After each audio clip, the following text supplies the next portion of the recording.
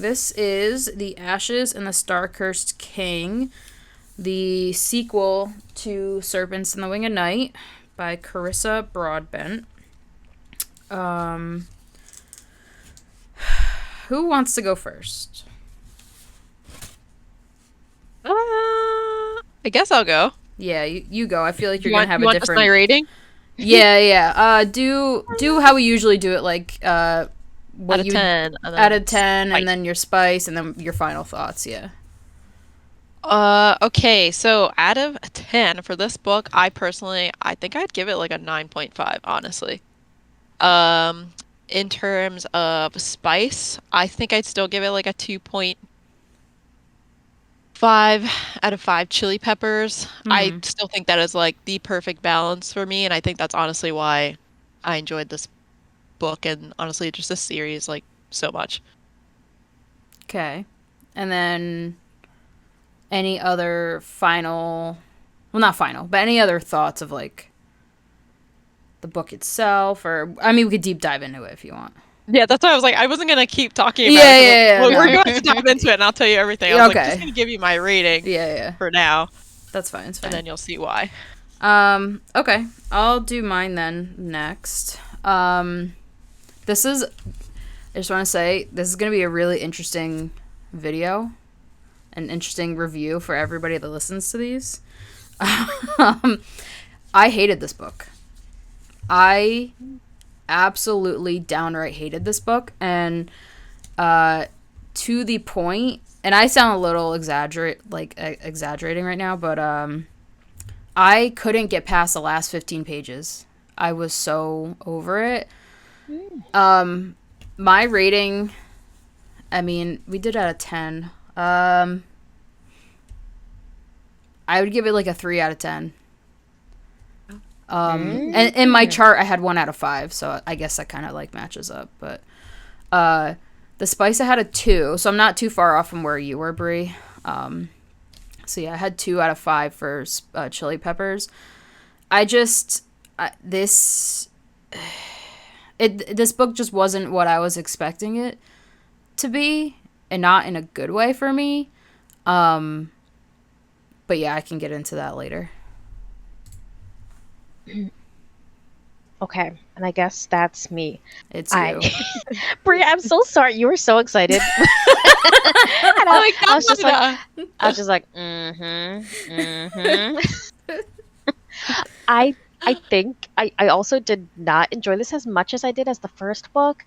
It was very hard for me to get through. And Brie mentioned we were sick, so like I wasn't at all as excited as I was to read because I was just like, I just want to sleep. But yeah, I think I'm going to give it a 6.5 for overall, and then Spice 2 out of 5. Okay. I think the pacing was very slow for me, and I think it played into like a lot of cliches and also like slow burns. I think we mentioned this before, like is one of my biggest pet peeves, and this was like a 400-page slow burn, and I couldn't do it. So I definitely did have to take breaks. I ate up the first one, and this one was kind of lacking for me a little bit. So we will get into it. All right, pause. I'm shook. Brie, I'm so sorry. I feel like I Unpause. betrayed you. I betrayed you, Brie, and I'm sorry. I was so excited to read this book. So, I'm just really interested. I want Brie to go first because I'm very interested to hear her take on it. Okay. Like altogether, like what you liked about it, what you didn't like, what like everything, because we're gonna have very different opinions, and I like that right now. So, So I think I liked the way I think I really just like the way that the author writes the books. I like how she kind of continued the prologue one, like right off the bat. It's the same prologue in the beginning of Serpents in the Wing of Night.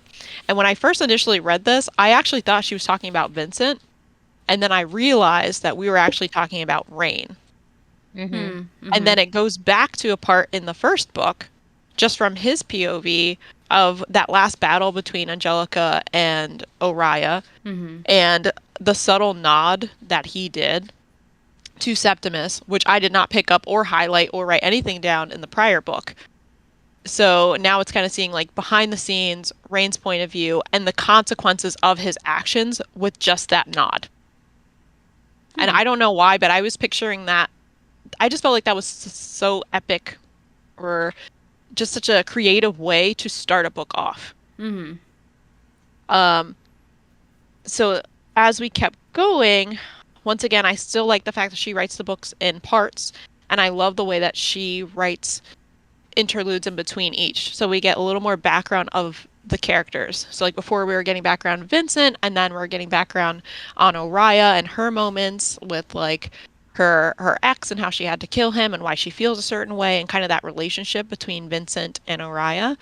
And then this time now we're getting a point of view of Rain and his past and what the decisions that led him up to that end point in Serpent in the Wings of Night.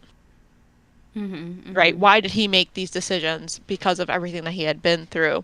And that there was actually like that Vincent and him were actually related in some way, like in terms of, hey, I ordered you to do this, and this is how he did it.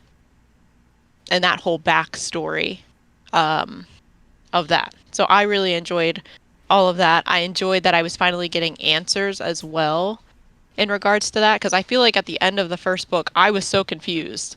I was like, Rain has betrayed me. Do I feel like he loves Oriah? Does he not love Oriah? But when you get into the book, you know that he does love Oriah. And I like seeing that point of view. And I have little like pink tabs everywhere of every single time that he's ever mentioned something about Oriah and like how he feels towards her. And there are plenty of them starting in the first few chapters, even throughout the book, of how he feels about her. And so I knew that like reassured me, like Rain is not a bad guy. Whereas Vincent, I wasn't sure about. And we know like Vincent is still like a terrible human being. And so bad that Oriah's own mother had to run away from what he was doing. Yeah. Yeah. So I thought I kind of liked, I don't know, I really like the way that she put it. I also love the way that she always puts like Vincent, now that he's dead, as like somebody who's talking to her. Yeah, I did That like that reminds me too. of Dexter, like Yeah. where his dad is around, always telling him what to do. And I really liked that aspect of it as well. In terms of the romance, I didn't feel like it was slow because we always knew how Rain felt about Oriah right from the beginning. When we start reading this, it was just that Oriah just had to go through her grief, right? She just lost her dad, and she didn't know how to feel about Rain. Didn't know if she could trust him because he just killed her dad. Yeah.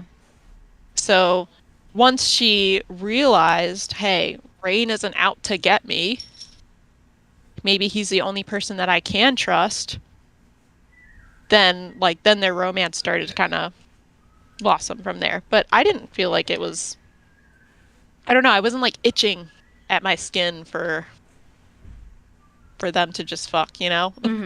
I was like, oh, this is so sweet. Like I really loved seeing Rain's point of view and how in love he was with Oriah, and then Oriah being like, well, I don't know if I can love this guy because of what he did. You know? So I really enjoyed the whole aspect of it. I really enjoyed all of the fantasy too in this book. I felt like it was full of fantasy. Like we have this coup that was freaking happening. I was not expecting that. I wasn't expecting Yeah. That that was guy to betray surprising. him, especially because he brought Mish or Michelle. wherever, or Miche Yeah. to him. So I knew he trusted the guy, so I wasn't expecting that at all. Septimus, we always knew, was a little snake. He's a little finger running around. Little finger. You know, I loved the whole thing with the god blood. I didn't think it was going to be that important, really, and that just showed up. And the whole aspect, it reminded me of like Harry Potter, where like Voldemort had his Horcruxes everywhere, and I was like, "Fuck, Vincent! Like, what are you doing here?"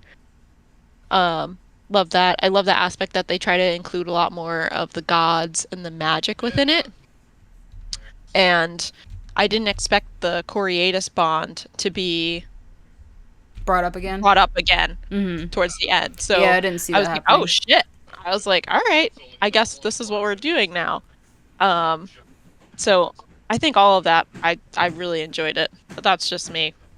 No, I mean it's fair. You know, this is why we have a book club, because you have a bunch of different opinions and how you feel about different books. Like, we can all agree we hated Bride. That's just one thing. Oh yeah. Oh yeah. But it's just, Hot it's garbage. yeah, it's, we're all gonna have different opinions. So I like to hear like what you have to say, because you have different opinions and what you like more, and I think it's interesting to deep dive into it. So I think if I had to say another thing too, and I think it's only because we just went from Silver Flames to this, it's like Oriah was grieving, but she also doesn't have time to grieve. You know, Yeah. like she is like, okay, well, I'm in the situation where I am now trapped in this wedding, in this marriage, with these traitors around me. My actual allegiance or whoever's allied with me is far away. How do I get myself out of this situation? yeah. So I like that we knew that she was struggling. We knew that she was going through grief, but it wasn't 500 pages of her just sitting around doing nothing but running up and down steps. So I that think, really, yeah. I agree, and I think it's just because like Nesta didn't have anything else that she wanted to do. You know, like she was just like, Yeah. I'm taking advantage of this house that feeds me bread all day long. Like, that's fine by me. But Oriah, no, literally had like, from start to finish, had a mission, and she has to go on with it. and you see that she grieves and trying to figure out, like, it was just everything was a bombshell for her. Like, she's like, oh, I didn't know that I have access to all this stuff now that I'm actually truly Vincent's child. But how did this happen? Who's my mother? You know, and then it turns out that, you know, she has all these other powers and this other goddess that now she's, you know, I guess connected to. So I would say, in terms of that, then Bree, you would really like Slaying the Vampire Conqueror. It's a one-off from this book, and I read it because I got it for Christmas and I didn't know it was connected. But it's like a separate story, and it has to do with that goddess. So I feel like you would like that. But yeah, I mean, do you have any more thoughts before I just rip it to shreds? No, we're just shred. Not your thoughts, not Go your for thoughts. it. I just mean the book in general. Yeah. No, I just, I didn't want to hate it. Like, I really didn't, because I spent money on the book. I spent time on reading the book. Like, didn't want to hate it, but so, and I don't know if it's just my brain rot at this point, reading 5,000 different stories, but there's a book in my library that has the same trope that this started out with, which is the marriage of convenience. Right, Becca, you would kind of call it Yeah. that. So Absolutely. yeah, there's a book, and I won't say which one it is because I know you guys want to read it. That they do it so well, like I feel like in my head, like, this book was, and this might not be the author's fault, I don't know. This book was marketed very heavily to be like, if you love ACOTAR, like, and you want all that spicy romance and stuff, like, this is the one. And I was like, oh, okay. So it was a little disappointing in the fact that that's how it was marketed, and then I didn't get many spice scenes, which is what I was looking for. Because the first book, it gives you one, but you're like, okay, there's another book, like, there's gonna be more, because that's the blueprint, right, for, like, most books. So maybe I'm just a little spoiled with what I've been reading lately, but it just felt really disappointing for me that I had to wait. Literally, I wrote it down, 350 pages to get spice. But again, like you said, that's you, Bree, you like fantasy. Like, that's your main driver. Like, if you don't have a lot of spice, that's totally okay with you. And then I'm on the opposite. Like, I feel like I have to have a good balance of that. And for some reason, this book, I didn't really feel like it had that good of a balance. Now, again, if it was marketed to be like, oh, this is like the next best fantasy novel, okay, that's different, because you're not saying it's like a romance thing. Like, I would have went into it being, it's like, oh, it's a straight fantasy. Another thing, I did like the way she wrote, And I'm gonna be really petty right here, and this has nothing. I don't know if this really has anything to do with the author, but I did not like the way this book felt in my hands. Like, the paper was borderline Bible paper. It was like tissue It paper. was tissue paper, and like I could have wrapped someone's gift with that. exactly, and I like, still hate the font size. and the font size was nuts. so bad that it made it very hard for me, because I have dyslexia. Very hard for me to read this book.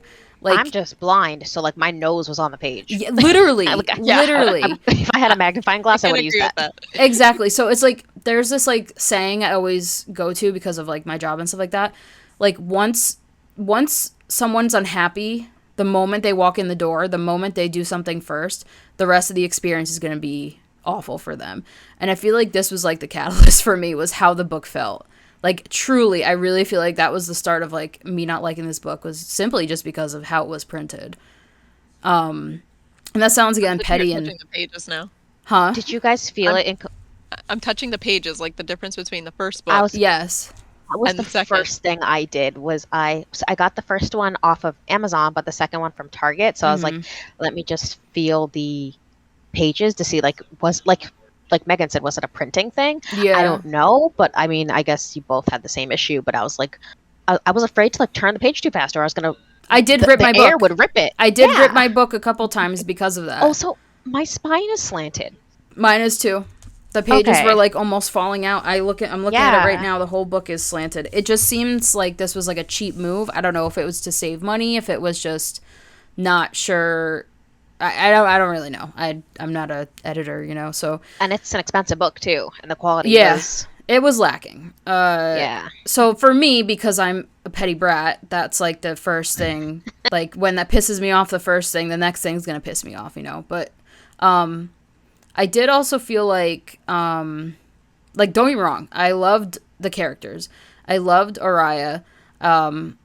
She's like chef's kiss, like who I imagine myself to be if I were in that situation. And then Rain is a breath of fresh rain.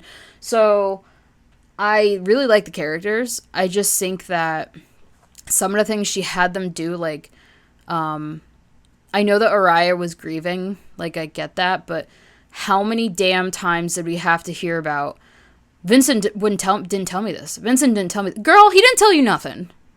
Like, we could have just, like, you could have just summed it up in one sentence and be like, Vincent didn't tell me anything.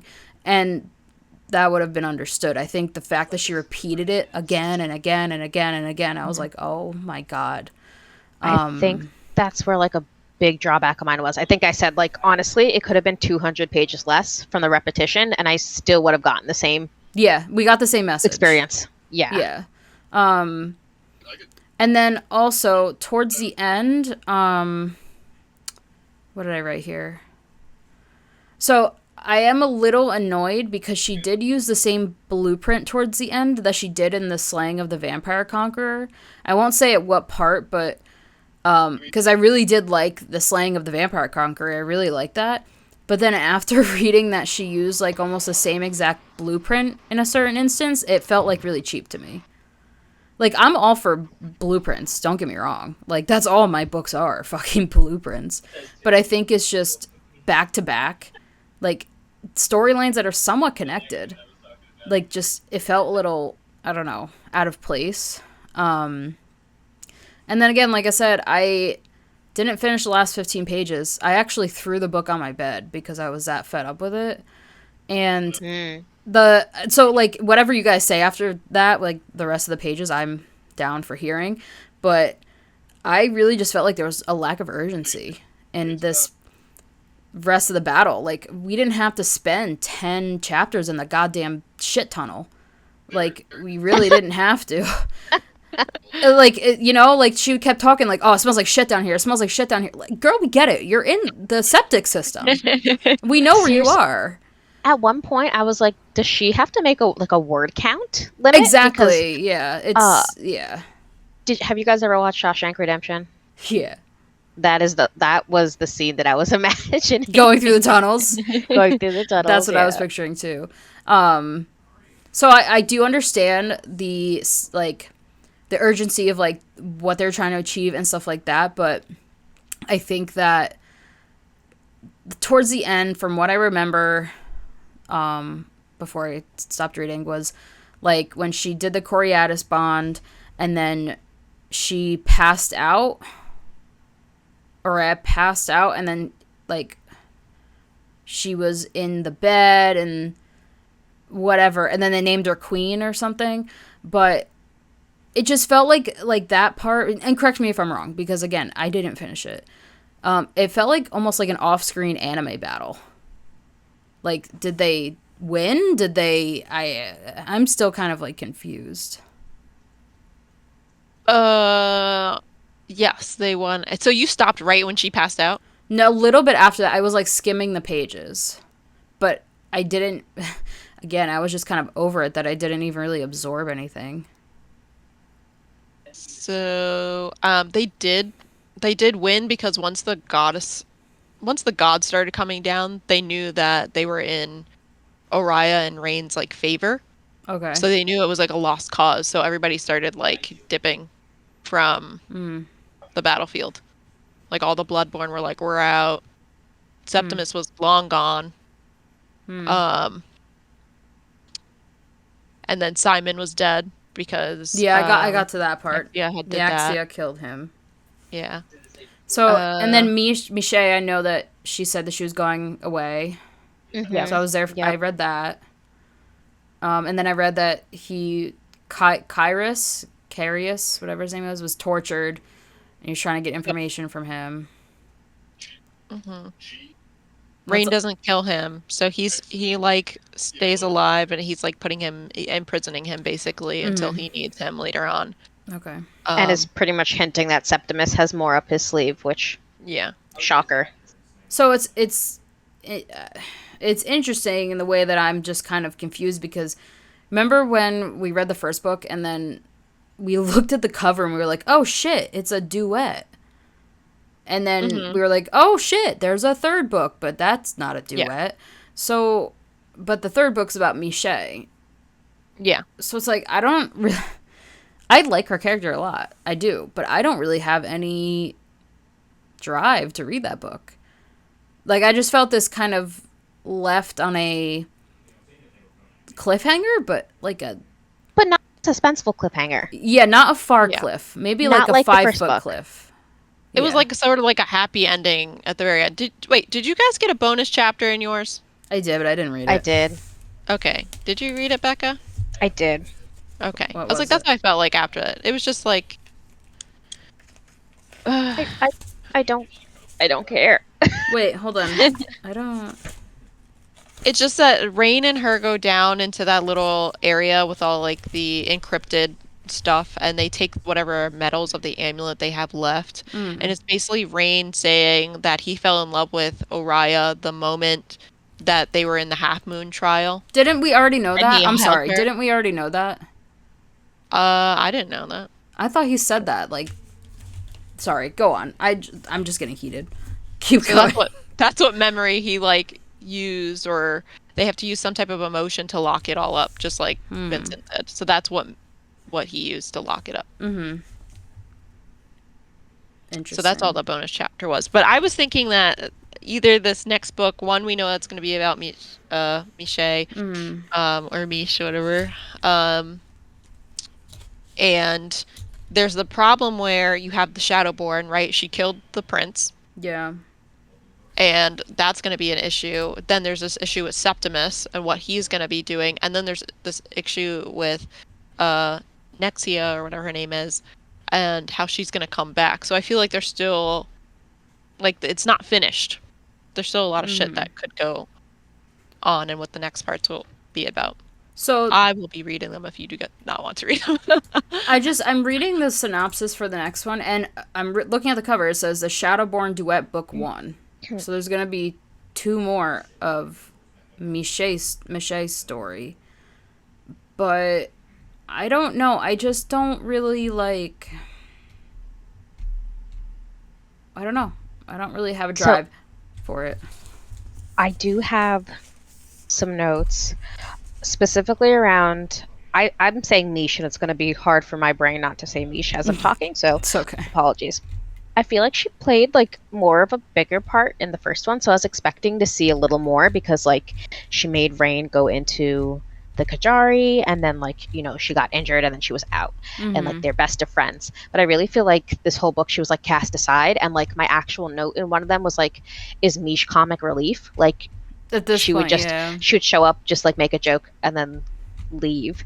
Mhm. I think my biggest drawback, I know Brie, you said like you really liked the fantasy element of it, and like Megan said, I think I've resigned myself to be like, okay, this is not a romantasy book. This is more fantasy. Mm-hmm. Sure. What I did not like specifically was that everything just seemed like so coincidental and convenient, especially after reading like the Akatar series. Like, I was like, oh wow, she just so happens to find these letters from her mother. Oh, she just so happens to have Rain fly her to this town that no one's ever heard of before. Oh, she just so happens to get all the pieces of jewelry that the one piece of jewelry Vincent let her keep from 20 odd years ago just so happens to be a map. Oh, she just so happens to now have the god become like in her favor twice in a row. I just think like there was just so many coincidences in this book that I was like it wasn't very suspenseful. I kind of like was able to see what's happening. I'm like, not that a happy ending is a bad thing. There was just like no what's the word? Everything was just so Easy. easily. Yes, exactly. It was too easy. Like the everything fell into place, and I get it. There's a war. They're fighting in the coup. They're fighting for the crown. Both of them are vying for the crown, and it's the fake marriage. I get all that. That's fine. But like, I think I literally wrote seems very typical. Oh wow, miraculously she had a family alive who just told her entire background. Wow. And yeah, and I I think there's books that do it good, but I just felt like it didn't do it well here. The convenience, yeah, definitely very very convenient. And also, one thing I wanted to mention that did surprise me, but maybe because I missed it, uh, were you guys like aware that humans could wield power and heal? Did I just miss that in the first book? Uh, so this is Uh, where that other book comes into play. oh, okay. I knew that I think because of that book. I think so because Mish, that's how I'd say it. Hmm. She was a priestess before, and she could cast magic, and that's why she could continue to cast magic once she was turned into a vampire. Oh, I So I didn't know that like actually. I thought that she was an acolyte of that god. What was it? Mm-hmm. Acacia? Asagia. Asagia. Yeah. But when she became turned, her powers like flourished. But I think because she's half human, that's why she gets burned. I also still don't understand that whole portion, which I guess book 3 will answer more, like what those burns are.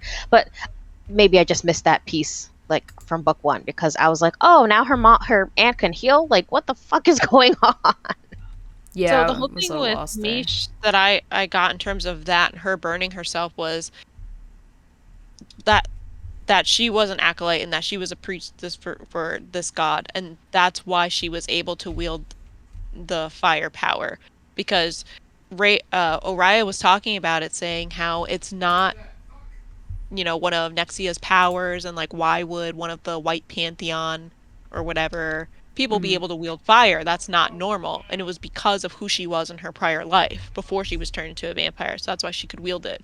But then it became an issue that her god had abandoned her when they blew up the thing and she was in the place and she couldn't cast fire anymore. After that, what I see is that she's trying to gain back her powers again and probably the favor of that god. But it's not working out, which is why she's burning herself. Those are where those marks come from. See, I don't know about you, Becca, but like I feel like for me that wasn't really spelled out. Like that makes sense when you tell me that, Brie. Now that you say that, Brie, that all tracks. But Yeah. I just missed it. I definitely missed it because I was like floored that all of, and again, very repetitive. Araya, you have paper thin skin. Everyone can smell your fear. You can't see in the dark. Like humans are the lowest of the low, and they can't defend themselves, and they are just literal blood bags. And then all of a sudden, I'm like, these humans have this ultimate power of healing from like, you know, Araya being on death's door. I'm like, what? When did this happen? But I was very confused. I wonder if it was just like, I don't know, we didn't read between the lines. Like, Bree read between the lines. Like, I don't know, maybe you and I, Becca, just really weren't, I don't know. Yeah, maybe I have was an just answer. like, Like, I just want to so be done with this book, and you're just going through it, you know? Like, I feel like I take my time. I'm very slow when I read, so I don't know. No, I'm Yeah. I'm definitely slow too. Like, don't get me wrong, because I have to read pages pretty much twice. But I think it was just the fact that I was over it halfway through, so I kind of had no drive to care. It sounds so horrible, but I didn't really care about the rest of it because I was already done. You know, I was over it. Fair. I definitely was already negative, and every little thing I was like, oh, this is annoying. Why are they saying this? I just think it was like the repetition that got to me, like between Araya and Vincent, between this is my throne, and also like Rain just like, I'm a slave, I have nothing. I'm a slave, I have nothing. I'm like, just That too. I stop. was Just like, yeah, we shut know, up. we know. I get it from the background. I get it from everyone being rude to you. I get it. We get it. I promise that I get it. Yeah, I think all the characters were just a little repetitive in what they were saying. It was just like, I get it. I understand. You know. I also just I hate to be like this right now. I don't want to compare any other books to ACOTAR just because like we all know that's a different experience. But I have to right now. So ACOTAR, Thorns and Roses, it was basically towards the end, you would probably have to agree, is a trial trope. Like, she's got trials, like Hunger Games type deal, death or nothing kind of thing. And then you go on to the next book, and it is not like that. Starts off a little slower, but it builds up into something I would say has more of a risk than the trials she overcame. Like, meeting up with Highburn, all that shit towards the end. So Yeah. you have that, and I feel like I really like the first book a lot. I love the first book of this. I really did. I think I loved it because it had that. It had the trials. It had a powerful main character that would do is a human that is working against the odds of her, and is kind of, you know, knows that if she doesn't win, she's gonna die. So I really did like that because of how that went. So going into this book, you know, you have which is very, very similar to ACOTAR, I'm not gonna lie. You go into Mist and Fury and it's the marriage thing. But then with this, it's again the marriage of convenience. She doesn't want to be married. It's like a political thing. But it didn't, for me, it didn't evolve like anywhere with that. When you're in a marriage of convenience, like, you're pissed off, you're upset that you're put in this situation, you feel like you're stuck. It's almost like borderline Stockholm syndrome. So, you know, it felt like for me, as she got married, she's like, yeah, whatever, and then moved on with her day. Like, I love that trope, so I was really, really looking forward to like oh my god, I'm gonna escape and he's gonna hunt me down and he's gonna bang me and then I'm gonna stab him in the head, and then like that kind of deal, because like that's what I thought I was gonna get, because that's, You want some she was, toxicity? I did, because at the end of the first book, she was so pissed off. She was so upset. She hated him with all like fiber in her being that he was forcing her to get married. That's why I was so excited. I'm like, oh my god, she's gonna beat the shit out of him, and he's gonna be like, I love you, you're my wife. She's like, no, I hate this. But it really just didn't even evolve from that for me. She was just like, it's a piece of paper, I don't give a fuck, and then moved on with her day. And I mean, she did fight him. Oh, go ahead. No, No, go you're ahead. fine. Yeah, go. I was gonna say she did fight him in the beginning. Like, she was like, I need to escape. I need to get out of here. She had Jasmine come with that whole thing, but I think in the end, when she was going against him, it was that she still had feelings for him, that she couldn't do it. I just wanted more toxicity, I think, is the end result here. I think I've been Stab me in the burned leg too at the much. same Yeah. time, please. your brain chemistry has been It's brain altered rot. permanently. It really is. I think, like, to Bree's point, I was expecting a little more feist. And I think that's why Rain knew that she was really fucked up, is because, like, people grieve in different ways. And I totally agree to, like, Bree's point. Like, her whole life was blown Oh, upside down. yeah, Like, definitely. she survived the Kajari as a human, that everyone said that she's going to die, like, Really from shouldn't have childhood. survived, yeah. Really should not have survived. And Only then, survived from her. Rain. Yeah. And then her father was murdered in front of her eyes, and then she's slowly learning everything that she knows isn't true. But, like, I think I guess that was, like, a little fresher, because I was like, oh yeah, I really did think that she was going to, like, escape every night and, like, run around and, like, kill the vampires out in the human slums and stuff. But I think, like, my biggest gripe about this is that, and I don't want to be comparing, but, like, I just felt like very, like, main character energy. Like, everything went her way. Yeah. All the pieces fell into place. Like, there was just, other than the obvious conflict of, like, the impending war and her fighting for her crown, there was just, like, nothing else underlying. Like, everything was just so smooth sailing that I was just really expecting, like, I guess, more conflict in between the two big conflicts being the war and then obviously, like, her love for him that she doesn't want to admit. I also feel, I don't know if you guys feel like this too. So I think the fact that it said on the book a duet, I think that's low-key ruined it for me. Because the whole time I'm thinking, oh god, they have to finish this up in 400 pages. I feel like if maybe she did a third book and, showed more spice scenes, showed more adventuring together, getting to know one another more, because they kind of, like, really weren't. Like, she knew enough about him because they were in the Kajari, but, like, god damn it, I'm gonna refer to another book. Literally, from Blood and Ash, the blueprint is there, and she could have just copied the blueprint, and I'd be like, yeah, this is perfect. Like, this is what I want. Like, there was no, like, this woman wrote from Blood and Ash. She wrote 5 damn books. Does it make sense all the time? Not at all. Are they good brain rot romance books? Absolutely.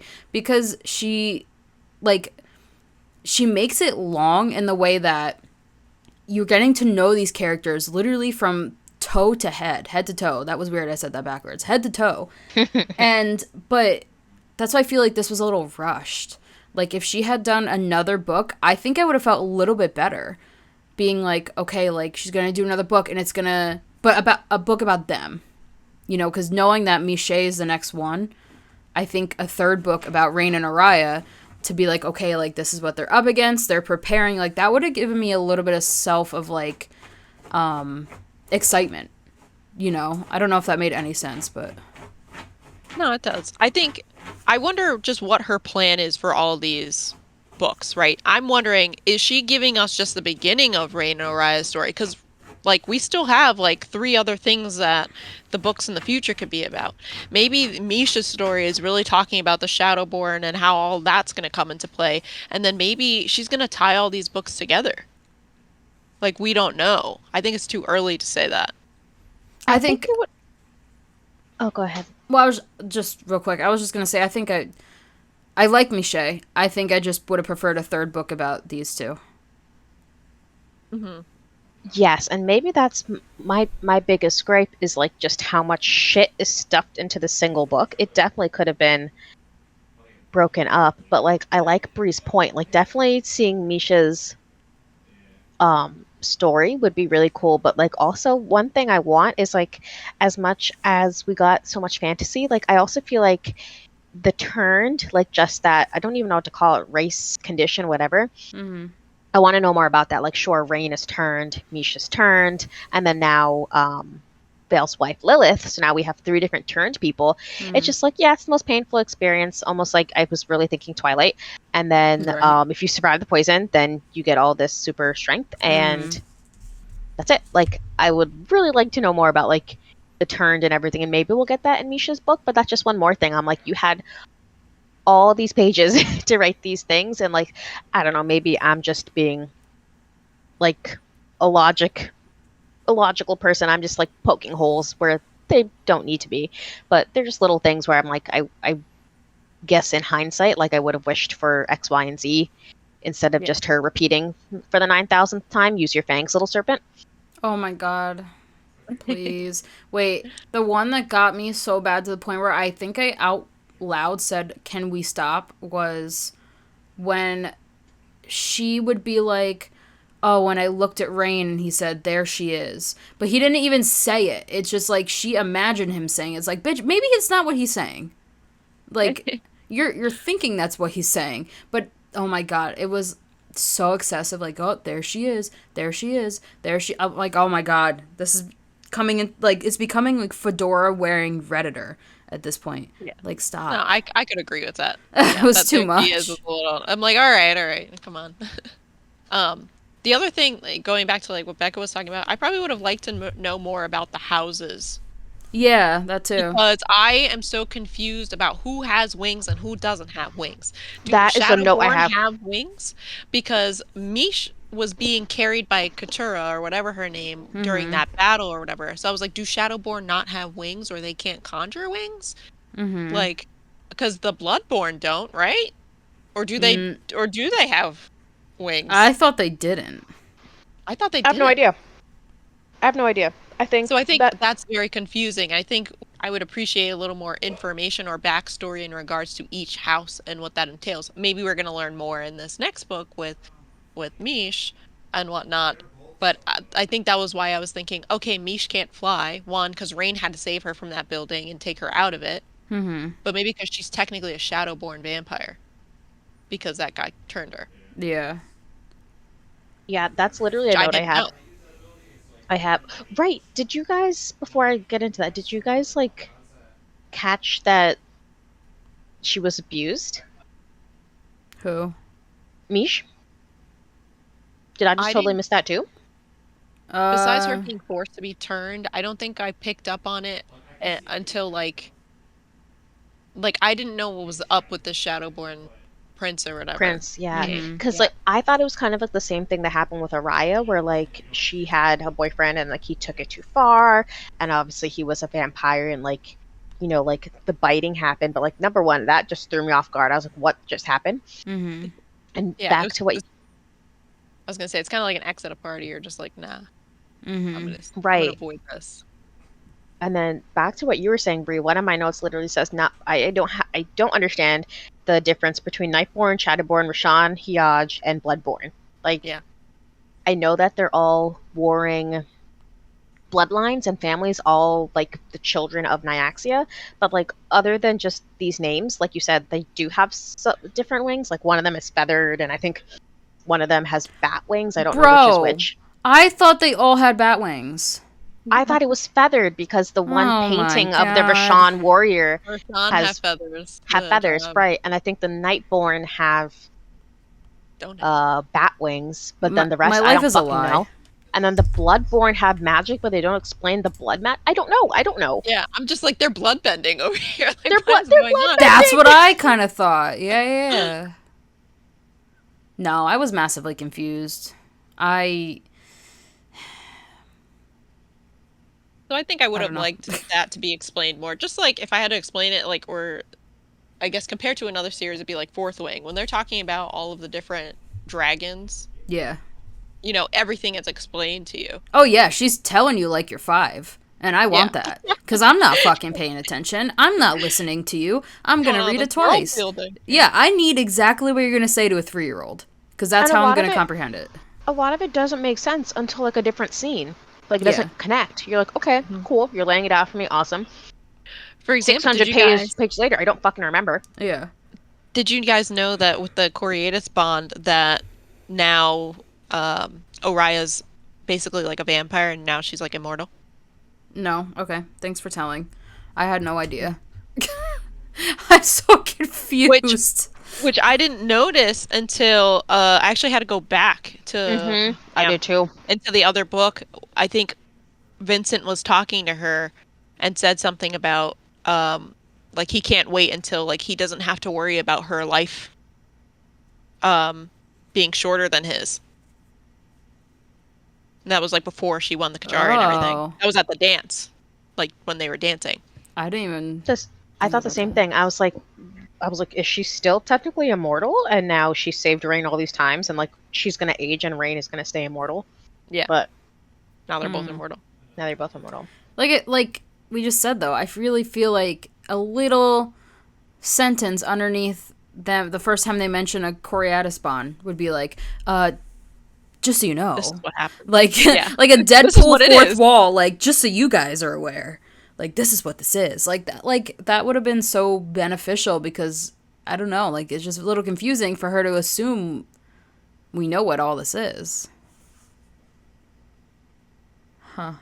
Yeah, so I guess you do have to search a little bit or really look within like within the fine print of like In the Bible paper, what is okay. happening. Yeah. How did you guys feel about I guess Vincent in this story? Did you feel like maybe he redeemed himself a little bit? Do you still like think he's evil? Because I know before at the end of the other book, I was like, I don't know how to feel about him. So But I think I kind of made my decision now at this point. yeah, I think I made mine too. I feel like mine's gonna be different than both of you, but I don't think he's good. I don't think he's bad either. I think he's just right in the middle. Like this dude is just like so corrupted from his father that like he doesn't know what it's like, what he's supposed to be doing. Like he doesn't know what's supposed to be correct and what's not supposed to be correct. Like I also feel like the whole Vincent and her mother thing, I think there could have been more context because all that really was said was like, oh, she ran away when she found out she was pregnant. But then she willingly fell in love with him, knowing he's a goddamn vampire, knowing that if she got pregnant, he would have to kill the child. But then it was his thoughts that were like, I hate the baby. He said he, assuming it was just a boy that was born. But he was like, I hate him. I want to kill him. But then saying like, oh, like, I don't know if I could. Like, you know, like, I don't think that he was bad. I just think that he's just a grumpy old fucking bastard. I don't think that he really... I mean, he did, like, kill an entire village of people. That might be on the bad list, sure. That he might be on Santa's naughty list, but... again, I think it was the fact that's, like, he's a paranoid old fart that just was, like, trained by his dad, who was also a older paranoid old fart. So... I don't think it was his direct decisions that make him a bad person. I think it's the fact that he was manipulated into being a somewhat bad person. I somewhat agree with you there. I think he tried to make the best out of a shit situation, whichever way you spill it. He's a vampire and the king who is known for being bloodthirsty and will do anything and kill anyone in their power. Like literally his father said he threw out his newborn baby brother out the window because they're threats, and he knew that. He's like, he loves Araya. He might have gone back for her out of pettiness or out of, you know, to like tie up a loose end, but regardless, like him keeping her literally under his wing and under lock and key was the best out of a bad situation, because he's like, I love you, but I can't kill you, but I also can't show that I love you because number one, you already have a target on your back, and number two, if I show you any type of affection, you're going to get used to that, and then also other people are going to see you as my weakness, or they're going to see you as the weakness that you are. So he did the best that he could under the shittiest situations. And I think like as far as all the other vampire nobles and lords that we hear about, like Neculai, his father, Vincent was actually a loving father. He could have just beaten her. He could have drained her. He could have taken her and put her in a dungeon for all we know, but instead he actually took her and raised her. So and taught her how to survive. And taught her how to survive. Right, and it wasn't with the intent originally for the Coriatis bond. That was Araya. That was Araya saying, I'm going to earn being called your daughter. Yeah. So he never asked that of her. He only asked of her to protect herself and to fight back, because she's going to lose every fucking fight. Little did he know. But anyway. Yeah. So yeah, yes, is he bloodthirsty? Yes. Was he a loving father? Yes. Did he show it both in a fucked up way? Yes. Same. I agree with what you guys say, but like honestly, if we're comparing like using other books, he's equivalent to a Tam Tam for me. Hmm. Wait, I guess I can't what see way? Tam Tam as a dad. In what In a way would way you? of shitty situation, right? Bloodthirsty figures, tries to do it better, doesn't do the best job at it, locking people up to keep people safe Mm-hmm. Yeah, that's in that fair. aspect, you know, but is also wrong in everything that they do. Yeah, I would say that's fair. Yeah, like they just can't win. Yeah, So they know they can't don't win, hate so that's why they're Vincent, just don't love whatever. Vincent. Right. Yeah. That's just how I feel about him. Oh yeah, You tried, buddy. definitely. You tried. Good intentions, but just wasn't it. Yeah. Mm. One more thing I want to say, I just remembered that's like just oh so coincidental and I want to know more. Like, how did Vincent just get like a fucking vial of God's blood that just happens to be suspended No, thank you. I underground was in a like, where pillar? did I'm like, Yeah. where of did fucking course. And like, also, how did Septimus just just manage to mend this pendant into fucking Simon's chest and just make him a cyborg? Like these things, like how does this happen? Especially since there was no like no context of Septimus. Like, let's say hypothetically that Araya or Rain was didn't escape the coup and was in the dungeon and was being tortured by Septimus, and he learned these things, and then he escaped through the shit tunnel and told Araya. Like, I feel like, that's an instance I pulled out of my head right now. Like, that's how we would know more about what Septimus can do. But the fact That that makes sense. they're just like, yeah, he made a robot out of a vampire, and it's That's like the ultimate killing machine. it's like Godzilla 2000 up in here. So yeah, I don't know. Yeah, a killing machine that like it had to take a god to take down, which is strange. He also just somehow finds God's teeth. That yeah, too. that's Yeah. that's And also one more thing. Sorry to the gods, they're like Nyaxia is seen to be the most brutal of the gods. She's like, they killed my husband. I don't care. I want this spectacle of the Kajari to remind me of my husband. Yeah. I want, all of my children, all the houses fighting for each other. And then there's fucking Araya who asks her for forgiveness. And then she goes and asks Acadia right after the fact. And then Nyaxia still grants her that, Megan, you might have missed this, like an offering of their blood. Like Nyaxia has to accept the offer. Mm. And she takes it. And I'm like, this god has been called absolutely ruthless. And like, if you guys play D&D, Divine Intervention is a 10% chance once a week. And somehow you rolled 10% chances within 5 minutes of each other.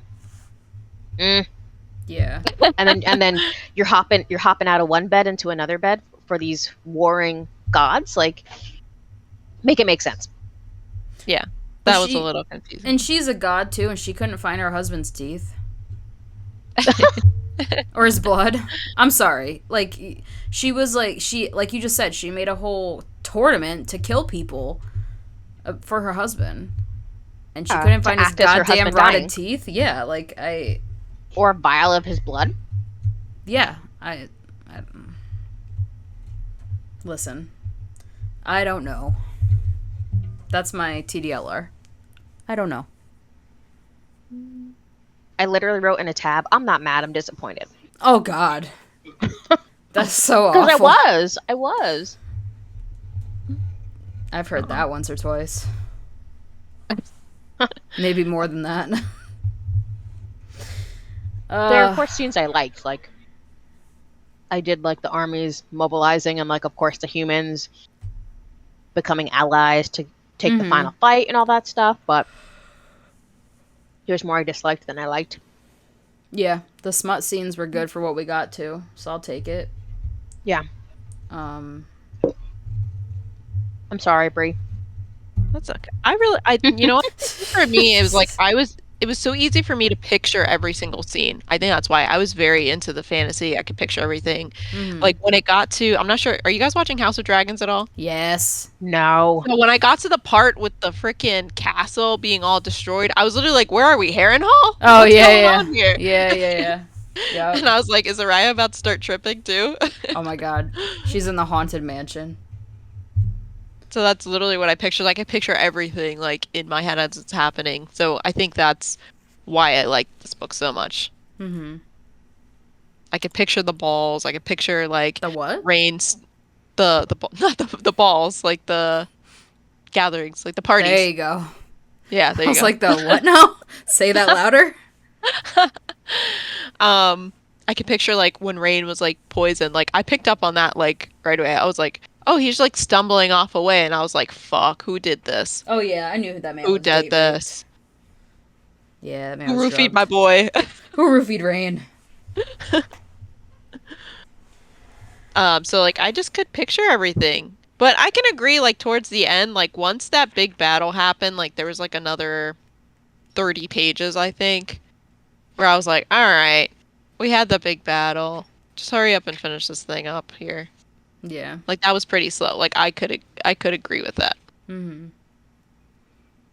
It just felt like a happy ending ish. Like Iron Flame had that battle, had that urgency, and then had, grieving deaths and of people or Fourth Wing, I mean, about people you care about.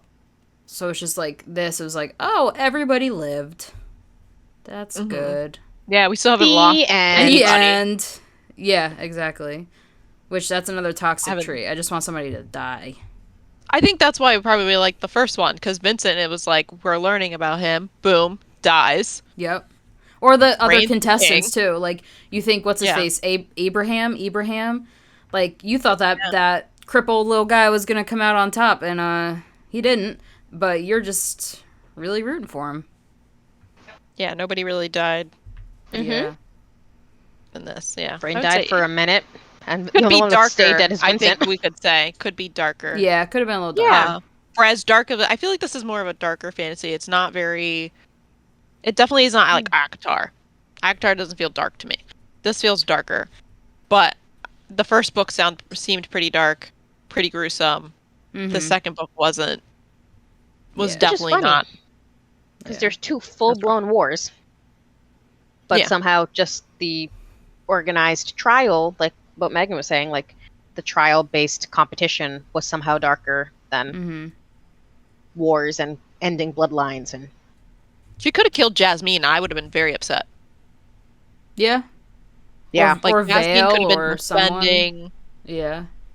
Jasmine could have like came defending as Rain was getting beat up. Raya comes up and she's gonna defend her in that last minute, and then boom, die. Like that's more tragic. I and thought epic Vale to was me. gonna die over and over because they're like he was at the front lines, he was fighting by himself. Rain had to leave Vale. I was like, Vale's gonna die. Vale's gonna lay down his life to like show him like you should have trusted me. I wasn't the one who sabotaged you. It was actually Carius. But then, and then even with what was her name? Jasmine too. I thought that she was going to die because they kept saying, "Oh, her forces are being pushed back. We don't have enough forces." All this stuff, and they just all end up on top. I'm like, this is a war, dude. It's okay. Okay to lose an arm or a leg or a soldier or a general. Or head. Like, it's okay.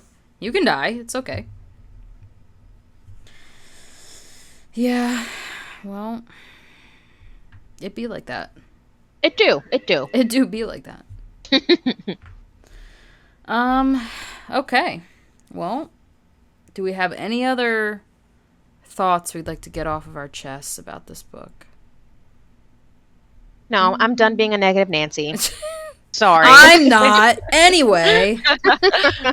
No, I think I'm good. I liked it. I think it was a